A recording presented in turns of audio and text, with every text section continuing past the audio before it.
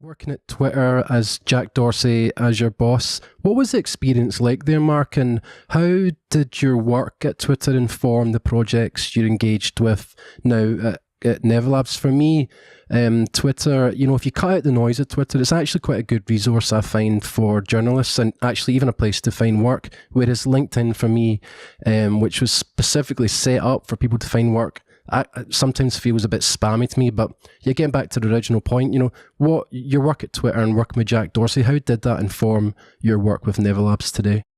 I feel like I've worked for Twitter for 10 years, because I remember when I was a foreign correspondent, I remember seeing Twitter for the first time during the 2009 Green Revolution in Iran. And I used to travel to war zones, and I would travel to places like Iran. It was my favorite story. In this particular case, I couldn't go, and I sat watching instead on Twitter.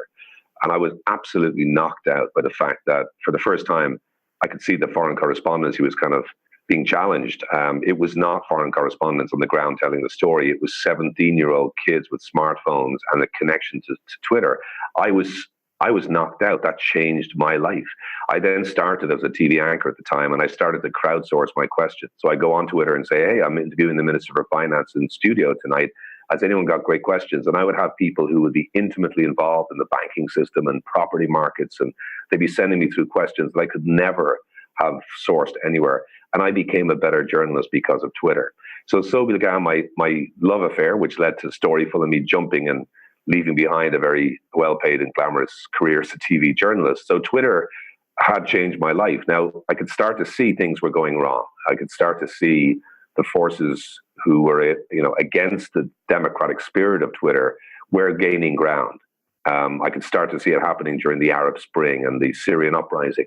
So when I joined Twitter, I was kind of naively hoping that I could have an influence and we could start to develop products that might be, subscription products inside Twitter. I wanted to develop better relationships with publishers.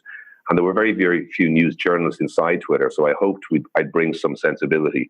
But in all honesty, Twitter was going through a very difficult time financially. And everything had to be around two things: free speech and the survival of the platform. And in all honesty, at the end of the day, the team that I led had to be cut back. And I really didn't feel there was a productive use for me to go forward. What I did learn, and I loved my time there, by the way, I worked with a great group here in the Irish International Headquarters.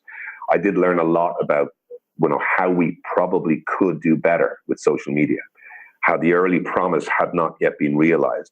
Can you imagine if you went onto Twitter and immediately you were connected to the different parts of your identity by an algorithm that could actually say, this is more like you. These people are just like you, but they're smarter. That would be, for me, something I remember thinking at Twitter. If we could do that and connect people then with a premium service where they could maybe elevate themselves above the general noise and quickly find the people that, we're talking about their vital interests and the journalists who are rewarding their attention. And I think that was the frustration, I suppose, I felt leaving Twitter, was there's a lot more to be done. So in many ways, my experience there have informed what I'm trying to do now, which is essentially to build a form of purpose-driven personalization of content on the social and open web, to give you the ability to say, this is me, this is my identity. I want to connect with people who essentially can challenge me, surprise me, but also people that I feel can offer me something. A bit like the way I've fallen in love with music now because of Spotify. I think the algorithms that work in a platform like Spotify, I think, are doing a great job of exposing me to new music. And I kind of feel similarly with news and information, there's a big opportunity for the right tools and potentially a new platform to fulfill the promise that Twitter essentially set out to fulfill in the beginning.